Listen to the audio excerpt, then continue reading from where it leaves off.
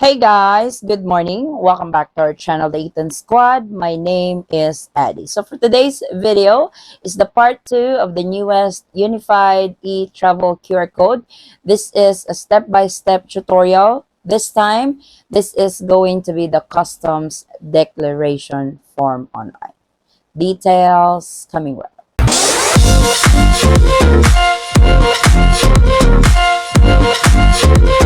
We have already uploaded the part 1 of this video, that is the Etravel registration. If you missed that, please feel free to check out the channel. Watch that video first for part 1, then watch this video for part 2 for customs declaration. So how do you do the customs declaration online? So from part 1, under the health declaration, as I mentioned, you don't really have to do anything on this part but answer no, then click next.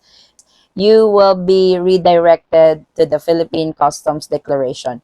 Read up the important information that they have put in here. Make sure that you guys have understand everything that they have posted when it comes to declaration and stuff. So by continuing, you confirm that you have read and understood the information above. Do you have baggage or currency to declare? So you answer yes if you have something to declare. You answer no if you don't.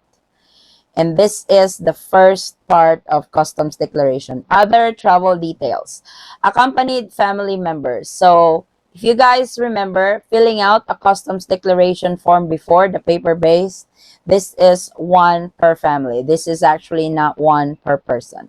So input the below 18 travelers traveling with you, and input the 18 years old and above travelers traveling with you. So in short, how many travelers are coming into the Philippines you are accompanying? First time visiting the Philippines, answer yes or no.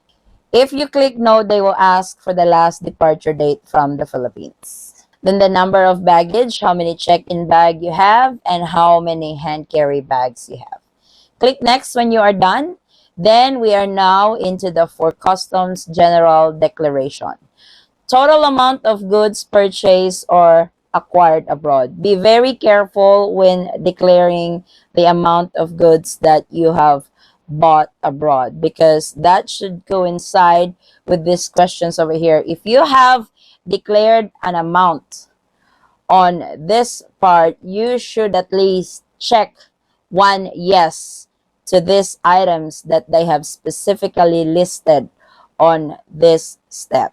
Because if you answer no, it would say that you have to check at least yes, which makes sense because you have actually declared an amount, which is the $300 right up above. So like I said, be very careful on the amount that you declare over here if you have really something to declare, because if you input an amount to that box, the very first box that they showed on this form, they expect you to at least check yes on these 12 specific items that they have listed in here. If you don't really have anything to declare, you can actually put 0 on that amount and click no to everything. Then you can proceed to the next step. If you guys can see, please answer at least one of 3 to 12 questions due to the indicated amount of goods purchased and or acquired abroad. So if you guys can remember, we put $300. So they expect you to declare something from here.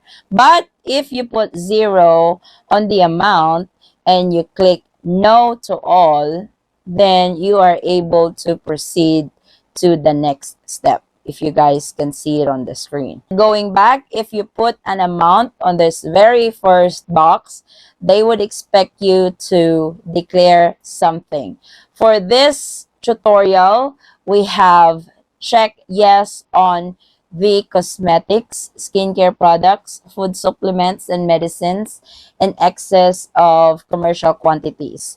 Check the box and you have to type in the description, which is cosmetics, the quantity, how many were you bringing, then the amount in US dollars. This should be the same amount that you have declared when they ask you. After you have specifically input this particular item, Click next to proceed on the next step. The next step would be declaration, attachments, and signature. So you have to take a picture of that item that you have declared. So we have declared cosmetic skincare. So take a picture of those items that you have declared, attach it over here, then sign. That's it. When you're done, click next.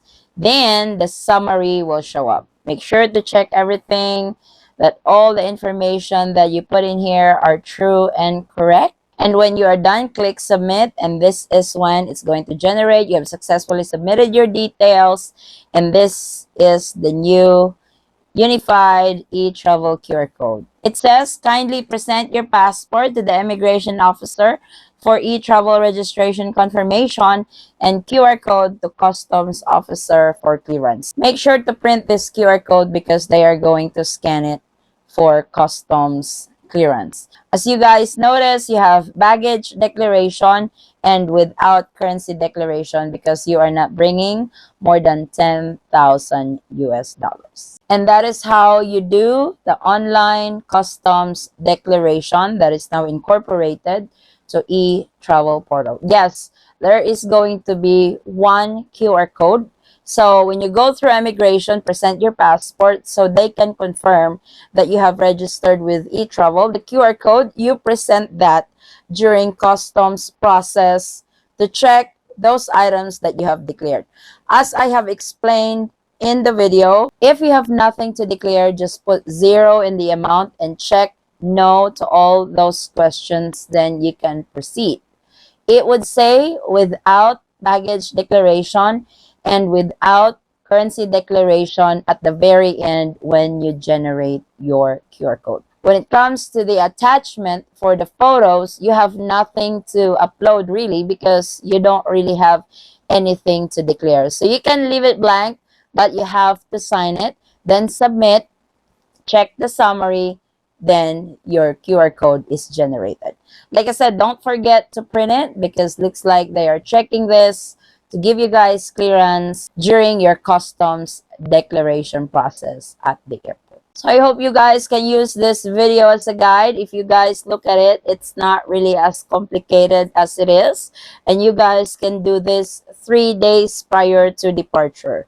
Don't wait at the very last minute to do your e-travel QR code. That way you have enough time to really go through what you guys are bringing in into the Philippines. As I have always reminded you guys, be very careful on the items that you are declaring. Declare the items that are in commercial quantities, but if it is more on personal use, these items don't need to be declared. And as I mentioned earlier, if you have nothing to declare, put $0 on that box when you are doing the declaration form. And to those who have just arrived in the Philippines, did you guys do the same? Did you guys do the unified e-travel QR code and did the same thing as what I've shown in the tutorial for part 1 and part 2? If you guys can share your experience about this, if they are really checking to confirm your e-travel registration and they are really checking the QR code for customs declaration process, I would really appreciate it, guys. So this is our latest travel updates to the Philippines. Thank you guys so much for watching. If you have any questions, concerns, or inquiries with regards to this video or in any of our travel-related videos, please comment it down below and I will try to get back to you guys as soon as I can. Or you can direct message me in our Facebook page, same handle, the Eaton Squad. Again, guys, thank you so much for the continued support and trust to our channel and to our family. I hope to see you on our next travel update. Stay safe, stay healthy, and God bless everyone.